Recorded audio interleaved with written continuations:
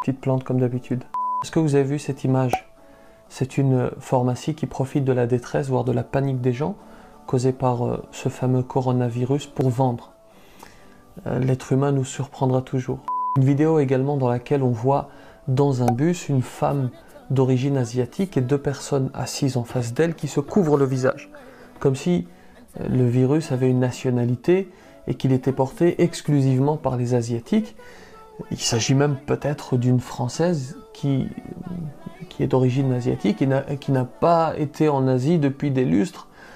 Mais bon, on a enfin le SAMU qui en a assez des appels reçus pour savoir si le restaurant chinois était dangereux ou si le colis Amazon venant de Chine l'était également.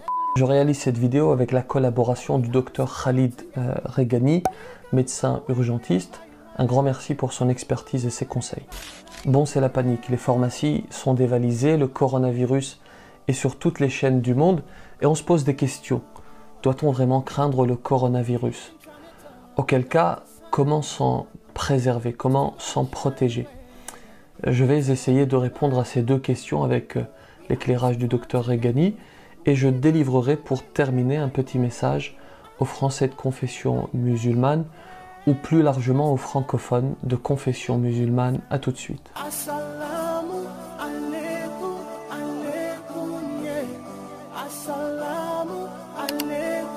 Bismillahirrahmanirrahim. Assalamu alaikum wa rahmatullahi wa barakatuh. Bonjour à toutes et à tous. L'être humain redoute ce qu'il ignore. Il a peur de l'inconnu.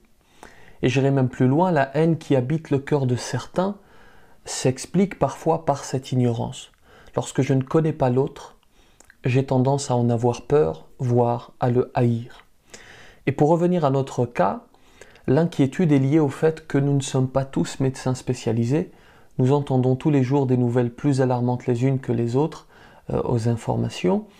Nous recevons même des notifications avec la mention « urgent » et petit à petit, la peur va coloniser nos esprits. Cette peur est tout à fait naturelle. Même celui qui appelle le SAMU, dont je vous ai parlé en introduction, qui appelle le SAMU pour savoir si son colis qui vient de Chine est dangereux, je peux le comprendre. Et je comprends en même temps l'agacement du SAMU qui reçoit des centaines d'appels à ce propos.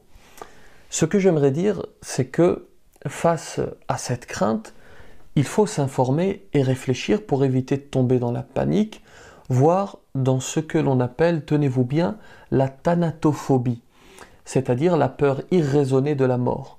C'est une véritable pathologie, renseignez-vous. Il y a des gens qui vont vivre un événement particulier, un événement traumatisant, la mort d'un proche par exemple, ou une époque dans laquelle un virus comme celui-ci, comme le coronavirus se répand par exemple.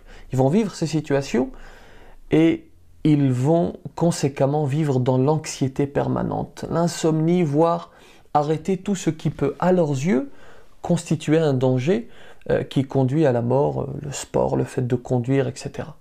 Premier conseil, lorsque l'on entend parler d'épidémie, de pandémie, il est important d'éviter de prendre ce que l'on raconte sur les réseaux sociaux pour argent comptant.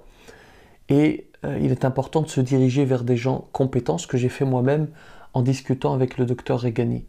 Éviter Internet. D'ailleurs, celui qui tombe malade, de manière générale, et qui googleise ses symptômes, le devient encore plus. Il devient encore plus malade parce que il calque tout ce qu'il va lire, tout ce qu'il va voir sur sa situation personnelle. Et vous le savez, généralement, les discussions sur les réseaux sociaux et sur les forums sont absolument alarmantes. Un autre exemple, la fameuse Troisième Guerre mondiale. Il y a encore quelques semaines, la panique avait saisi le monde entier avant que ça ne fasse pchit, comme disait Chirac. Au passage, j'avais publié une vidéo à ce propos qui est toujours disponible. Ce que je vous propose rapidement, c'est de regarder les chiffres des épidémies, des pandémies au travers de l'histoire pour faire un constat qui va paradoxalement stimuler votre optimisme. Au VIe siècle, la peste de Justinien, entre 25 et 100 millions de morts dans le monde. Au XIVe, la peste noire, 25 millions de victimes en Europe. Au XVIIe siècle, la grande peste de Londres, 100 000 morts.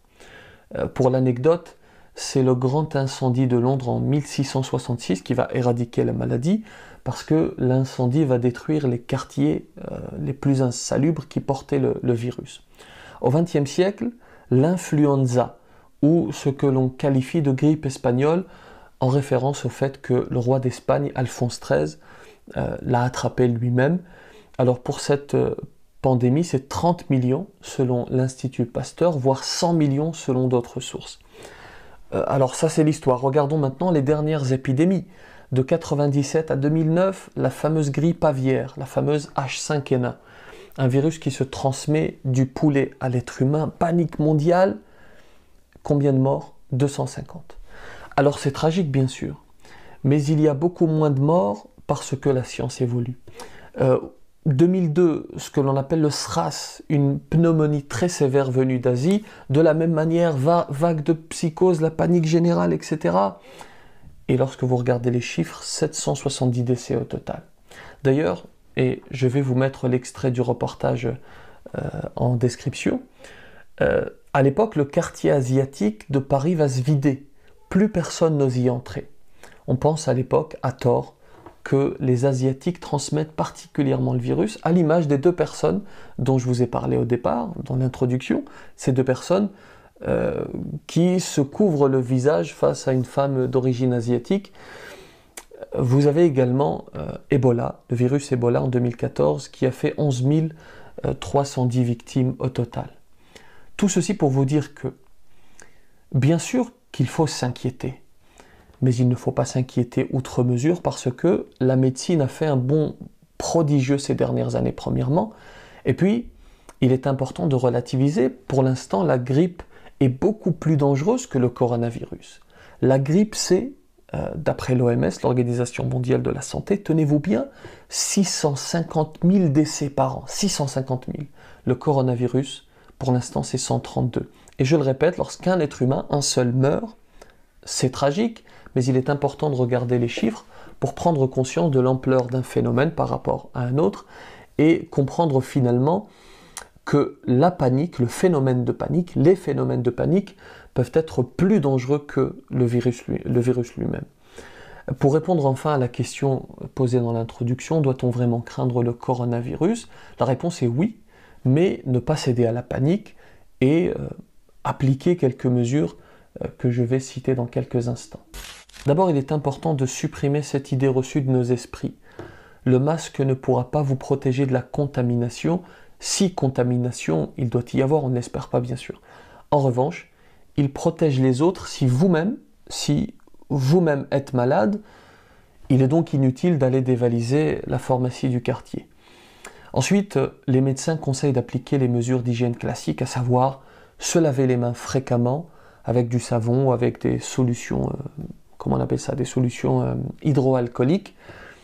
Il faut tousser dans son coude plutôt que dans les mains comme ceci, ou encore utiliser des mouchoirs jetables et les utiliser qu'une seule fois, en faire un usage unique.